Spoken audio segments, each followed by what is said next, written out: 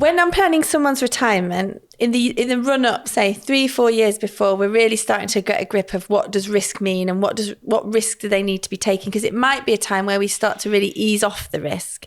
Or we might have the money you're going to spend when you're 80, 90 might continue to be higher risk, but the money you'll spend in your 60s and 70s might have a completely different risk profile.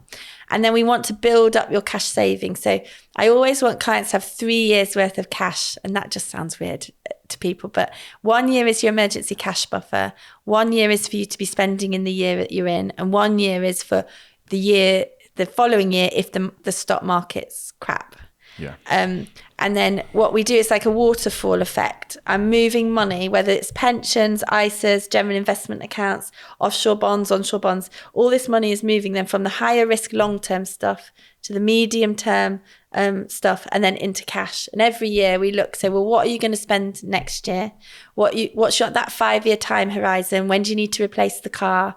And then we're constantly topping up this short-term cash pot from these longer-term and medium-term investment pots. So, and then we look, so we now know how much you need.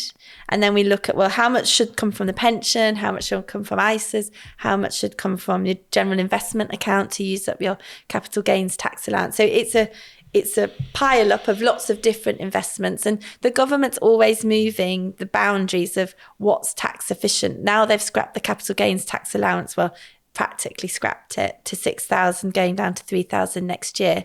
A general investment account just isn't as tax appealing as it was this time last year, but maybe offshore bonds are becoming more popular. So I think it's just being able to be flexible, and the more pots you've created over your life, the more tax flexible you're going to be able to be.